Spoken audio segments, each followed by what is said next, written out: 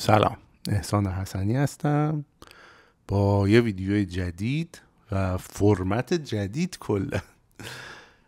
من کلا گفتم فرمت ها رو عوض کنم، یه حال مثلا پادکست ویدیوکست طوری داشته باشه که اینجوری میتونم در مورد خیلی چیزای بیشتری صحبت کنم. مثلا چنل من اسمش احسان دیلیه، ولی اصلا چیزی از روزمره احسان توش گفته نمیشه.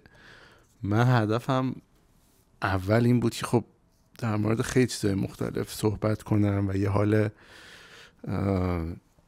ویدیو بلاگی اینجوری داشته باشه، ولی دیگه اون اولش تبدیل شدش به بیشتر حالت ریویو فیلم و این چیزا. حالا چیزهای مختلف رو داریم ترای میکنیم ببینیم چجوری میشه دیگه. حالا گفتم بیام روی این فرمت ویدیوکستی در مورد خیلی چیزهای مختلف حرف میزنم باهاتون، در مورد خودم حرف میزنم، چی کارا کردم، چی کارا میکنم که یه ذره اون احسان دیلیه باشه و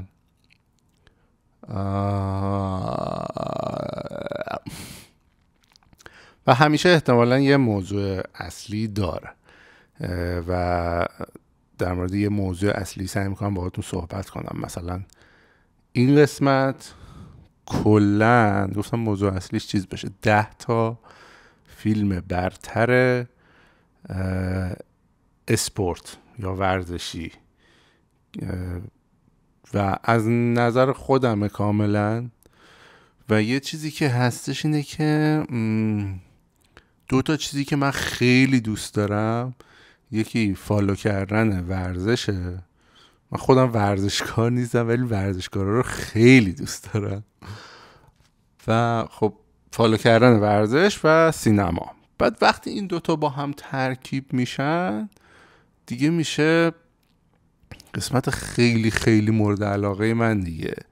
من عاشق این فیلم‌های ورزشی ام و گفتم یه لیست تهیه کنم 10 تا باحالش رو بهتون معرفی کنم. احتمال زیاد خیلی هاشو دیدین. خیلی لیست سلیقه خودمه بیشتر. و یه چیز دیگه هم که داره اینه که من عدد میگم، مثلا میگم 1 2 3 4. لیست رو اینجا نوشتم از روی این بگم که فراموش نکنم براتون. آره عدد میگم ولی عددا نشانگر این نیست که مثلا هر کدوم بالاتر از اون یکی هن یا پایین ترن، چون قبلا هم فکر کنم بهتون گفتم سخت‌ترین کار دنیا برای من اینه که بخوام فیلم ها رو طبقه بندی کنم، بالای هم پایین هم بذارم. شاید یه نظر کلی داشته باشم ولی وقتی مثلا به این میرسی که اینو حالا بالا این بذاریم اونو پایین اون بذاریم چی کار کنیم، اونجا واقعا دیگه نمیتونم تصمیم بگیرم. برای همین کلا 10 تاست دارم من معرفی میکنم، ترتیب خاصی نداره. عدداشو کلا میگم که توی طول ویدیو دارم صحبت میکنم حسابش از دستمون در نره. خب قبل از این که بریم سراغ فیلم ها میخواستم در مورد چند تا چیز دیگه صحبت کنم. دیروز رفتم من گلادیاتور 2 رو نگاه کردم، بلیت آیمکس گرفتم، گفتم میرم تو آیمکس نگاه میکنم. عشق و حال دیگه فیلم خفن گلادیاتوره و خب یه مقدار به هر حال که واقعا نمیشه. چقدر جالب این پرنده ها دارن مهاجرت میکنن با هم دیگه پرواز میکنن، خیلی جالبه. ببخشید داشتم در مورد چی صحبت میکنم. گلادیاتور 2 آیمکس رفتیم آقا، ما نگاه کردن نمیشد که توقع چیزو که نمیشد داشت. به هر حال توقع گلادیاتور 1 رو نمیشد از گلادیاتور 2 داشت، چون گلادیاتور 1 واقعا مسترپیسه، واقعا فیلم بی‌نظیریه.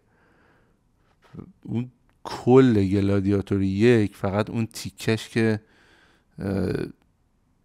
راسل کرو خودشو معرفی میکنه، میگه my name is ماکسیموس دسیموس اورلیوس فلان فلان father of the murdered son husband of the My name is Maximus Decimus Meridius, commander of the armies of the north, general of the Felix legions, loyal servant to the true emperor Marcus Aurelius, father to a murdered son, husband to a murdered wife, and I will have my vengeance in this life or the next. My name is Jeff. فقط همون تیکش میارزه خدایش به کل گلادیاتور 2. حالا نه اینکه بگم فیلم بد بودا، نه خدایی فیلم باحالی بود، سرگرم کننده بود، صحنه‌های اکشن خوبی داشت، بازی‌های خوبی داشت. مثلا این پسر پال مسکالو که نقش اول انتخاب کردن، من کلا حالا نمیخوام اسپویل کنم ولی نمیشه بگم که نقشش چیه دقیقاً دیگه چی کار است، شاید اسپویل بشه، ولی نقش اول فیلمه دیگه. قیافش قشنگ این چیزه، سردیسای روم باستانه، یعنی بهترین انتخاب بود برای این نقش. یعنی چهرهش رو نگاه میکنی روم باستان رو تو چهرهش میبینی و خوبم بازی کرده بود، بد بازی نکرده بود. دنزل هم بد بازی نکرده بود، خوب بود. بقیه مثلا واقعا بازی درخشان خاص عجیب غریبی نداشتن. جلوه‌ی ویژه‌اش این کامپیوتری میکنن، اصلا من یه جوریم، یعنی وقتی جلوه‌ی ویژه کامپیوتری زیاد میشه اصلا اون حس و حال فیلم میره. یه ذره ضعیف بود جلوه ویژه کامپیوترش به نظرم. بعد خب تو آیمکس میبینی به اون عظمت، میخوای حال بده بهت، بعد کیفیت خوبه، صفحه بزرگه، تو میفهمی چیزا رو. یه مقدار مثلا جلوه ویژه یه جایی ضعف داشته باشه تو متوجه میشی. به خب خیلی حال میده، کلا تجربه جالبیه تو آیمکس فیلم دیدم، مخصوصا فیلم‌های اکشن که روی صداهاشون هم خیلی کار میکنن. بلندگوهای خیلی خفنی دارن سالونا و خب قشنگ غرق اون اکشنه میشی، غرق اون فیلمه میشی. من حس میکنم ریدلی اسکات اینجوری بود که آقا این همه سال خب هیچ برنامه‌ای نداشته بسازه، بعد گفته خب من اینو میسازم، بیا، یعنی یهویی بهش یه ددلاین دادن، گفتن آقا فیلمنامه تا فلان موقع آماده بشه، بیا سریع بساز. و حس میکنم مثلا 3 ماه 4 ماه بیشتر وقت میذاشتن رو فیلم میتونست خیلی خیلی بهتر بشه و یه ذره از این آبکی بودنش کاسته بشه، یه ذره داستان روندش جالبتر بشه. ولی در کل بد نبود، ولی واقعا نمیشه با گلادیاتور 1 مقایسش کرد. گلادیاتور 1 اصلا یه چیز بی‌نظیری بود. من یادمه خیلی کوچک بودم اون زمان، VHS اینا بودش. بعد من خونه خالم اینا بودم، تابستون بود، تابستونا خیلی من میرفتم خونه خالم اینا، تابستون بودش. اینجوری بودش که دقیقا یادم نیست، خالم و مامان بزرگم و اینا همه میخواستن من یه مهمونی یه چیزی که بچه ها رو نمیبرن.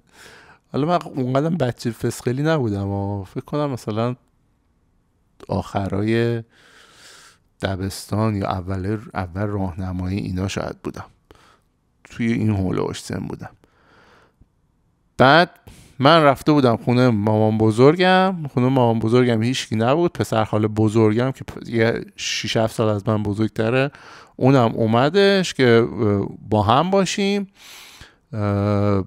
بعد پسر خالم اومد و گفت بیا گلادیاتور 1 رو گرفتم بشینیم با هم نگاه کنیم.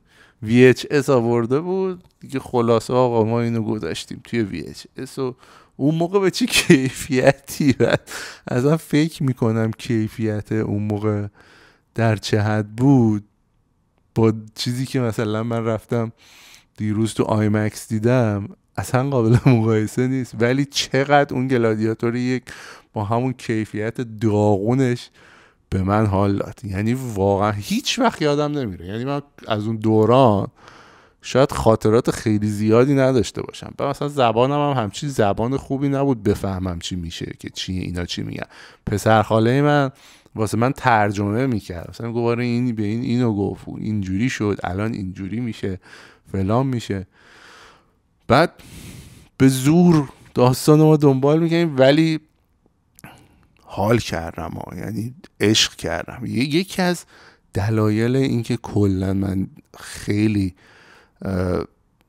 فن سینما شدم و اینا، یعنی یکی از مواردی که خب تاثیرگذار بود همین گلادیاتور 1 بود. من اصلا دیوونه این فیلم شده بودم. فکر کنم گلادیاتور 1 مثلا 40 بار من دیدم، حتی 30 بارش احتمالاً از تلویزیون ایران که همه صحنه‌های خوب خشنش هم حذف کرده بودن، صحنه‌های مبارزه‌شو. یه خلاصه این که آره قابل مقایسه نبود با گلادیاتور 1. اون کجا این کجا، واقعا خیلی اختلاف شدیده، ولی بدم نیست، سرگرم کننده است، میرید نگاه میکنید، حال میده، باحاله. خب بریم سر همون بحث اصلیمون که 10 تا فیلم برتر ورزشی دوران. آقا شماره 1 اینا چیز نیست، شمارهاش اولویت و چیزی نداره به هم، فقط میگم عدد یادتون باشه. شماره 1 راش. راش در مورد چیه؟ فیلمی که خب در مورد یه دورانی از فرمولا وانه که فصل 1976 اون دورانه و رقابت 2 تا راننده است، یکی جیمز هانت، یکی نیکی لادا. نیکی لادا که واقعا اسطوره است و جزو بهترین راننده‌های تاریخ فرمولیه، که خیلی خیلی هم راننده خفنی بود، هم بعد از دوران رانندگیش یه آدم خیلی خفنی بود و خیلی مهره مهمی بود توی مرسدس بنز و اون دورانی که همیلتون و مرسدس قهرمانی زیادی آوردن. نیکی لادا یکی از مهمترین آدمای اون دوران بود. و خب میگم فیلم در مورد رقابت این دوتاست، جیمز هانت و نیکی لادا توی اون دوران. و خب فیلم فرمول 1 دیگه، کارگردانش هم ران هاوارد، فیلم‌های اکشن خیلی باحالی میسازه و 100% شاید بگی آقا این به خاطر این نیست که آقا بگین تو خودت خیلی فن فرمول 1 عاشق فیلم هم هستی دیگه، ترکیب این دوتا حتما مثلا بست آف د بست دیگه، یعنی بهترین همه دنیاست. شماره 1 هم اینو گذاشتی؟ نه واقعا، یعنی یه سری فیلم‌های دیگه هست که شاید بتونم بگم بیشتر از این دوست دارم، ولی میگم طبقه بندی خیلی سخته. و خب چیز دیگه کلا خیلی جالبه این رقابت بین این دوتا کاراکتر مختلفن، دوتا آدمی هن که خیلی خیلی با هم فرق دارن، خیلی خیلی آدمای متفاوتی هن نسبت به هم دیگه و رویکردشون کلا به مسابقه، به فرمول 1، به اون رقابتی که دارن خیلی متفاوته و خیلی همین جذابش میکنه و همین باعث میشه که اینا روی رقابت جالب و همین که این رقابت رو تو اون دوره با هم دارن، این دو نفر چقدر همدیگر رو پوش میکنن که واسه این که بهتر باشن. فیلم خیلی جذابیه، صحنه‌های ریسینگ خیلی خیلی جذاب و خیلی قشنگی داره و چیزی که من مثلا از این فیلم گرفتم اینه که اون زمان شاید من این فیلم رو دیدم اونقدر هنوز فن فرمول 1 و اینا نبودم، اصلا فکر نکنم اونجوری مثلا دنبال خاصی نمی کردم، دورا دور بود و اینم دوباره جزو فیلمایی بود که خیلی تأثیر گذاشت که آقا چرا چیز جذابیه فرمول 1 رو بیشتر دنبال کنم و ببینم چه جوری و اینا. و خب میگم خیلی فیلم خفنیه و خیلی خیلی پیشنهاد میکنم ببینید. بازیگراش خب کریس همسورت و دنیل برولن، بازیگرای اصلیش. ریتینگاش بالا، آی ام دی بیش 8.1، راتن تومیتوزش 88، متاکریتیکسش 74 و میگم داستان خیلی جالبی رو روایت میکنه دیگه. بیشتر شاید میشه گفت کفه ترازو به سمت نیکی لادا خب سنگینی میکنه توی نقش اول توی فیلم و خب داستان خیلی چیزتری هم داشته دیگه، داستان خیلی عجیب و جالب تری هم داشته. شاید نیکی لادا اون زمان تصادفی که میکنه و بعد برمیگرده به ریسینگ، خب اونها حوادث خیلی واقعا جزو تاریخچه فرمول 1 دیگه، یعنی سر اونا یه سری تمهیدات جدیدی کلا گذاشتن تو فرمول 1 و یعنی چیزایی که خب خیلی مهمه. خب بریم سراغ فیلم شماره 2، فورد ورسس فراری. الان میگه بازم بابا ماشین و ایناست. به خدا من اینا رو از قصد اینجوری پشت سر هم نذاشتم و همینجوری شده. فورد ورسس فراری احتمالا معرف حضور اکثریتتون هست. کارگردانش جیمز منگولد. بعد بازیگراش خب بازیگر اصلیش مت دیمون و کریستیان بیلن. مت دیمون نقش کرل شلبی رو بازی میکنه، کریستیان بیل نقش کن مایلز رو بازی میکنه. و خب فیلم در مورد رقابت‌های 24 ساعته لمان فرانسه است که رقابت اندورنس ریسینگ هست و خیلی رقابت مهمی هست توی ریسینگ و واسه کارخونه ها هم خیلی مهمه. و در مورد دوره‌ای که خب فورد تلاش میکنه وارد ریسینگ بشه و تلاش میکنه که کی بره به جنگ فراری، کسی که کارخونه‌ای که و کسی که اون زمان خب انزو فراری بود، هنوز زنده بود و ادعای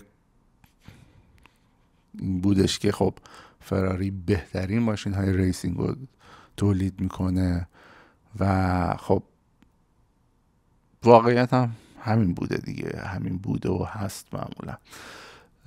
و خب اتفاقی که میفته آقا فورد میره به جنگ فراری، به اینکه آقا ما هم بلدیم این کار رو بکنیم و یه معمولا این ریس های جنبه مارکتینگی برای کمپانیا دارن دیگه و چیزی هم که تو فیلم استارت میخوره اینه که خب فورد میخواد از طریق این رقابت ها تبلیغات بیشتری کنه و یه ذره فروشش رو بهتر بکنه و خب سر همین قضیه میره به جنگ فراری. توسط کی؟ توسط کرل شلبی. میرن آقا دنبال کرل شلبی، میگن که آقا بیا برو تو لمان ما میخوایم فراری رو بهتر کنیم. داستانش خب خیلی جالبه، ریتینگ خیلی خوبی داره، IMDbش 81، راتن تومیتوز 92، متاکریتیک 81 و جزو فیلم‌های رد بالا IMDb هستش و مخصوصا اونایی که عشق ماشینن و اینا اگه ندیدن که احتمال زیاد حتما دیدین، خیلی پیشنهاد میکنم برید ببینید. بریم سراغ فیلم شماره 3، وریر، جنگجو.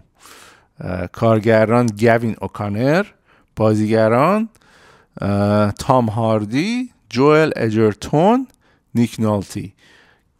وریرم خیلی معروفه، احتمالاً دیدین یا اسمشو شنیدین. اگه ندیدین خیلی خیلی پیشنهاد میکنم برید ببینیدش.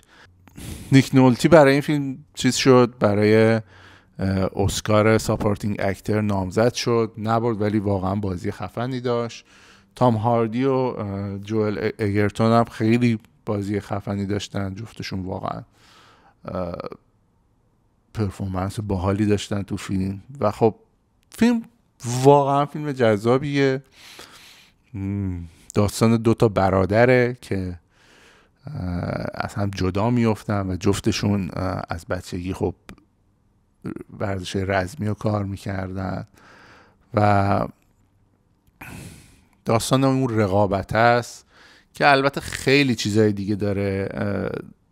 یکی از داداشا که تامی باشه و نقشش رو تام هاردی بازی میکنه یه سربازیه که سرباز سابقه که دنبال اینه که آقا بیاد تو این رقابت ها شرکت کنه، برنده بشه، جایزش یه پولی ببره که به خاطر یه سری اتفاقایی که افتاده بود خیلی طولانیه، نمیدونم چجوری اینو بگم که خیلی گفتن نه، ولی خلاصش این که آقا دنبال اینه که با بردن توی اون چیزه، توی اون مسابقات و پولی که به دست میاره و هدیه دادن این پوله به همسر یکی از همرزماش که توی جنگ کنارش مرده، مثلا دنبال اینه که آقا یه رستگاری به دست بیاره دیگه. و داداشم که برندن اسمش، داداشم دقیقاً مشکلات مالی شدیدی که داره باعث میشه که بیاد جوین بشه توی این رقابت ها و بیاد مثلا دنبال اینه که برنده بشه و پوله رو ببره و بتونه به خانواده‌اش کمک کنه. جزو فیلماییه که من خودم خیلی دوست دارم، توش 2-3 بار گریه کردم و هر سری که میبینم واقعا خیلی خیلی احساسی میشم، مخصوصا پایانش اصلا غیر قابل تحمله و یه موزیک خیلی خیلی خوبم داره آخرش وقتی فیلم داره تموم میشه. About Today فکر کنم اسم آهنگش و بی‌نظیره فیلم، واقعا بی‌نظیره. این فیلماییه که قشنگ رو تأثیر میذاره، آخرش بهش فکر میکنی و قشنگ احساساتتو قلقلک میده. خیلی خیلی خیلی پیشنهاد میکنم بشینید ببینید حتما. شماره 4 Raging Bull. این فیلم خب فیلمیه که خب خیلی قدیمیه، سیاه‌سفید، مال 1980. کارگردان کیه؟ کارگردان مارتین اسکورسیزی. اصلا جیگر. بازیگرا کیان؟ رابرت دنیرو بازی میکنه و جو پشی. رابرت دنیرو نقش کیو بازی میکنه؟ نقش جک لاموتا رو بازی میکنه. فیلمه یه جورایی بر اساس داستان زندگی جک لاموتا که بوکسوریه که خب یه بوکسور موفقی بوده که خب توی زندگیش چیز میشه، سقوط هم حرفه‌ای هم شخصی پیدا میکنه توی زندگیش و یکی از بهترین پرفورمنس های تاریخ بازیگری رابرت دنیرو و جو پشی، واقعا بی‌نظیرن. فیلم خب اسکار برده، 2 بازیگر نقش اولو که ریجینگ بول و رابرت دنیرو برده و اسکار تدوین رو برده. فیلمش نمیدونم گفتم سیاه‌سفیده و واقعا فیلم خفنیه. من فکر کنم 4-5 بار دیدمش، هر سری هم عشق میکنم نگاه میکنم. بازی ها بی نظیره و اینکه خب خیلی هاش اسکریپت نداشتن و اینکه میشستن و بداهه دیالوگ میگفتن و اون قشنگ حس میشه که چقدر همه حسا واقعیه تو صحنه و خب میگم دیگه خیلی خیلی فیلم خفنیه. IMDbش 82، راتن تومیتوز 94، متاکریتیک 89. فیلم شماره 5 مانیبال. مانیبال شاید بگین آقا ورزشی اونقدر نداره. آره واقعا مثلا صحنه‌های ورزشی خیلی خاصی در موردش توی فیلم نشون داده نمیشه، ولی کلا خب اون چیزه رو داره دیگه، در مورد یه ورزشه، در مورد اینه که در مورد اون بک‌گراند و اتفاقاتی که توی اون ورزش میفته. همه این فیلمایی هم که گفتم تا الان، آره همه این فیلمایی که گفتم بجز وریر تا الان همشون بر اساس اتفاقات و داستانهای واقعی بودن که حالا توی سینما خیلی تغییرات زیادی پیدا میکنن که جذاب تر بشن. مانیبال هم میگم در مورد بیسبال من واقعا خودم اطلاعات خاصی ندارم در موردش، دنبالم نمی کنم بیسبالو، ولی اون چیزی که اون بک‌گراند جالبی که میگه و اون اتفاقات جالبی که بیان میکنه توی مانیبال انقدر جذابه و انقدر قشنگ به تصویر کشیدن اون اتفاقاتو که خب فیلم واقعا خیلی خیلی فیلم جذابیه. مانیبالو من خیلی زیاد دیدم من چند تا از دوستام هم هستن که میدونم فن مانیبالن و هر چند وقت یه بار تو زندگیشون میشینن مانیبال نگاه میکنن. بازیگراش هم که خب براد پیت و جونا هیل هستن.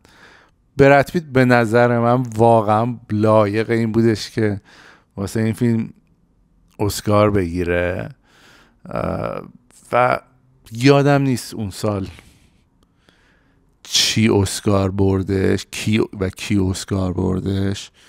شاید رقابت شدیدتر بوده دیگه، ولی براد پیت عالی بازی میکنه تو این فیلم، بی‌نظیر بازی میکنه، خیلی خوبه. خیلی پیشنهاد میکنم این فیلم رو ببینین. مال سال 2011 و نامزد 6 تا اسکار شده بودش. نمیدونم چند تاشو برد، ولی حتی بهترین فیلم هم نامزد شد. براد پیت هم دیگه خب میگم نامزد شد ولی برنده نشدش. بریم سراغ فیلم شماره 6 The Damned United. Damned United یا یونایتد نفرین شده. فیلمی که شاید خیلیاتون نشنیده باشین در موردش. کارگردانش تام هوپره، بازیگراش مایکل شین و تیموتی اسپالن که مایکل شین توی اینا معروف ترینشونه و نقش کیو بازی میکنه؟ برایان کلاف رو بازی میکنه. این فیلم هم در مورد داستان‌های و روایت‌های واقعیه در مورد برایان کلافه که یکی از مربیای خیلی خیلی خفن و اسطوره‌ای لیگ انگلیسه. فیلم رو از روی یه کتاب به همین اسم ساختن. کتابش خیلی معروفه که در مورد یه دوره کوتاهیه که برایان کلاف خب خیلی مربی موفقی بوده اون زمان و میره مربی لیدز یونایتد میشه. لیدز یونایتد تیم موفقی بوده و مربیشون اون زمان استعفا میده از لیدز که بره سرمربی انگلیس بشه و برایان کلاف میاد سر کار توی لیدز یونایتد و خیلی چالش‌های مختلفی میخوره و فیلم در مورد این چالش‌هاست و چجوری این چالش‌ها رو باید هندل کنه. فیلم خیلی جذابیه، یعنی فکر کنم تنها فیلمیه که توی لیست من در مورد فوتباله و فیلم‌های فوتبالی زیادی هست، زیاد که نه، مثلا گل و اینا هست ولی مثلا واقعا در حدی نبودن که توی لیست 10 تا من بخوام بیارمش و به نظرم این فیلم بهترین فیلمی بودش که در مورد فوتبال بود و توی این لیستم اومدش. و خب فیلمیه که میگم من خیلی سال پیش دیدمش. فیلم مال سال 2009 و فکر کنم من مثلا سال 2010 2011 اینا دیدمش. برنده جایزه بهترین فیلمنامه اقتباسی از بیفا شده. جوایز خیلی خاصی نداره. راتن توماتوش 92، متاکریتیکسش 81، آی ام دی بیش 7.5. ریتینگاش ریتینگ خوبیه و خب واسه اونایی که فن فوتبال هستن، فوتبال جزیره اینا رو هم دنبال میکنن، میتونه خیلی فیلم جالبی باشه و در مورد به هر حال یکی از مربیای اسطوره‌ای لیگ جزیره است. برایان کلاف دوره خیلی موفقی رو توی لیدز یونایتد نداشت ولی یه مربی خب خیلی خفن و اسطوره‌ایه و خب بعدش میره مربی ناتینگهام فارست میشه. بعد از لیدز فکر کنم توی ناتینگهام فارست 3 تا چمپیونز لیگ میاره برای ناتینگهام فارست. کی فکر میکنه ناتینگهام فارست چمپیونز لیگ داره؟ و برایان کلاف همچین میراثی از خودش باقی گذاشته واسه ناتینگهام فارست، یعنی چیزی که شاید حالا نتونن دوباره به دست بیارنش. فیلم رو پیشنهاد میکنم ببینید، حتی برای اونایی که خیلی فوتبالی هم نیستن. فیلم خیلی جذابیه. داستان و روایتش کلا شاید بیشتر در مورد چالش هایی باشه که اون آدم باهاش روبرو میشه و چجوری اونا رو هندل میکنه و از این بابت خیلی جذابه. و شاید اینکه حالا بگیم فوتبالیه و اینکه خب مثلا فوتبالیا حال کنن فقط به خاطر این نباشه، یعنی بقیه آدم ها هم ببینن مطمئنن این فیلم لذت میبرن، چون فیلم خیلی خفنیه. بریم سراغ فیلم شماره 7مون، The Fighter. کارگردان دیوید اوراسل، بازیگران مارک والبرگ و کریستیان بیل. فیلم The Fighter هم در مورد داستان واقعیه که نقش اصلی فیلم مارک والبرگ که نقش میکی واردو بازی میکنه. هم کریستیان بیل هم مارک والبرگ جفتشون دوتا نقش اصلی هن که کریستیان بیل هم داداششه، دیکی آکلند. و فیلم خیلی جالبیه در مورد باکسینگ و در مورد موفقیتایی که خب میکی وارد به دست میاره و داداشش هم بوکسور موفقی بود ولی بعدش معتاد میشه و یه جورایی داستان اون چیز هم هست، اینکه خب با این اعتیاده داره دست و پنجه در میکنه، داستان اون هم هست. و یه چیز خیلی خفن که توی این فیلم هستش و کریستیان بیل دهن سرویس، بازی بی‌نظیرش و اینکه وزنی که کم میکنه برای این فیلم. فکر کنم این فیلم سال 2010 فکر کنم قبل از دارک نایت این فیلم رو ضبط کردن و مثلا اینجوری بودش که آقا از اون هیکل بتمنی و ریزوند کلا اومد یه نقش عملی رو بازی کرد، بعد دوباره رفتش مثلا دارک نایت رو بازی کردش و خب خیلی واقعا این کارش خیلی خفنه که انقدر بادی تایپش رو خفن تغییر میده و خب خیلی هم این نقش رو خفن بازی کرده. فیلم خیلی خیلی فیلم جذابیه. IMDbش 7.8، راتن تومیتوز 91، متاکریتیک 79. اگه ندیدین شدید پیشنهاد میکنم ببینید. فیلم شماره 8 دوباره یک فیلمی در مورد باکسینگ که معرف حضور همه هست مطمئنا، راکی که بازیگرش هم خب سیلوستر استالون است. دیگه از راکی من چیز زیادی بهتون نگم دیگه، همه میشناسین مطمئنا. IMDbش 8.1، راتن تومیتوزش 91، متاکریتیکش هم 70.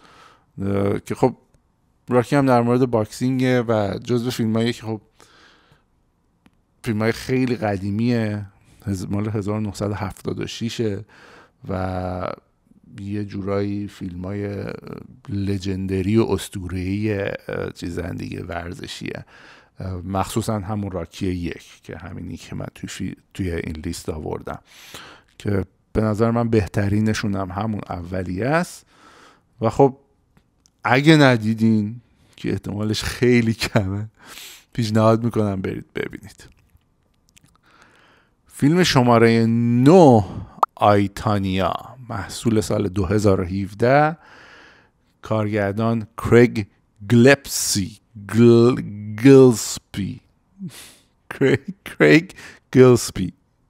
وای نمیدونم دیگه، سرچ کنید اسم کارگردانش چیه.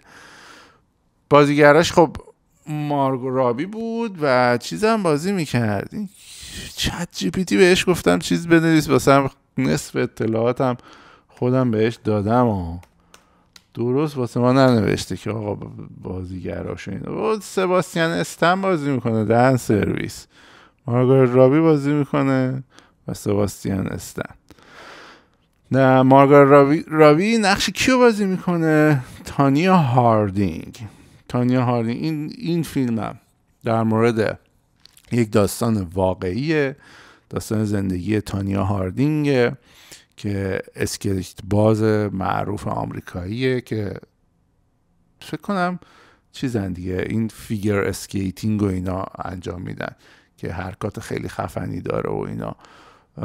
و در مورد زندگی خیلی عجیب غریب و پرفراز و نشیب این تانیا هاردینگ، مارگارت رابی بی نظیر بازی میکنه، بی نظیر، اصلا عالی بازی میکنه این نقشو.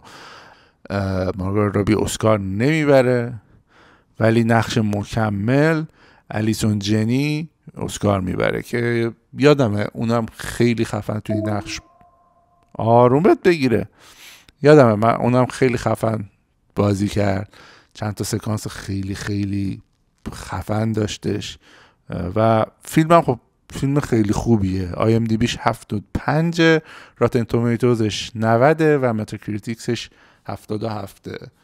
خیلی خیلی پیشنهاد میکنم همه این فیلم رو ببینن. داستان زندگی این تانیا هاردینگ واقعا داستان جالب و جذابی بود که البته بازم میگم دیگه اینا نمک فلفلش رو زیاد میکنن، یه مقدار هیجان انگیزتر و جالب ترش هم میکنن برای این فیلم. خب بریم سراغ فیلم شماره 10 و آخرین فیلم لیست با عنوان The Wrestler. کارگردان دارن آرنوفسکی، بازیگران میکی رورک و ماریسا تومه. ماریا بلو کیه؟ یعنی چت جی پی تی ها چی نوشتی واسه خودت؟ شاید ماریا بلو هم دیگه باشه بازی کنه. ماریسا تومه بود و میکی رورک بازی میکردن. این فیلم کلی جایزه بردش، یادم گلدن گلاب برد، بفتا بردش، فکر کنم دی بست فیلم اسکار هم برد، دی بست اسکار هم برد یا فقط نامزد بودش؟ فکر کنم نامزد بود برای بهترین فیلم. راتن تومیتوزش 99، متاکریتیکسش 81 و آی ام دی بیش 79. فیلم خب در مورد چیز دیگه، در مورد یه کشتی کجکاره، در مورد کشتی نمایشی که میکی روک نقش اصلیشو بازی میکنه، نقش اون کشتی کجکاره رو بازی میکنه و کلا در مورد اینه که مثلا به اون کشتی کجکارا و اینا خب خیلی مدل‌های مختلف دارن، همشون اون WWE و نمیدونم WWF و چی و اینا نیستن، خیلی مثلا لیگای کوچیک‌تر با تماشاگرای کمتری هم دارن که خب اونا اونقدر پول در نمیارن و خب داستان زندگی این کشتی کجکار است که خب یه زمانی یکم معروف بوده، بعد کم کم شهرتش کمتر میشه، سنش که بالا میره دیگه نمیتونه تو رده های اصلی شرکت کنه، قشنگ چالش سنه رو داره، زندگیش هم مثلا زندگی خیلی جالبی نبوده، با چیزهای دیگه هم خیلی چالش داشته تو زندگیش و خب کلی آسیب‌های روحی، روانی و جسمی مختلفی داره و خیلی فیلم دراماتیک و غمناکیه، ولی خب واقعا فیلم بی‌نظیریه. خیلی خیلی پیشنهاد میکنم این فیلم رو ببینید، حتی اگه اصلا فن ورزش نیستین، چون واقعا فیلم تاثیرگذار و جالبیه. خلاصه دیگه همین 10 تا فیلم رو گفتم بهتون، یه ذرم در مورد گلادیاتور صحبت کردم باهاتون، دیگه در مورد چی صحبت کنم باهاتون؟ دلم میخواست در مورد موسیقی هم یکم صحبت کنم باهاتون. خیلی این برنامه دیگه طولانی شد و فکر نمی‌کنم اصلا حوصله‌اش رو داشته باشین بیشتر از این قیافه منو تحمل کنید و نگاه کنید. برای همین میذاریم واسه دفعه بعدی. مرسی که نگاه کردید. مثل همیشه سابسکرایب و کامنت و لایک یادتون نره و اگه شیر کنید بقیه هم ببینن، کم کم به یه جایی برسه که به درآمدزایی بتونه برسه این چنل خب توی خیلی وضعیت بهتر و حرفه‌ای تری من میتونم محتوا تولید کنم براتون و همین. هفته خوبی داشته باشین. روز و روزگار خوش. خدا نگهدار.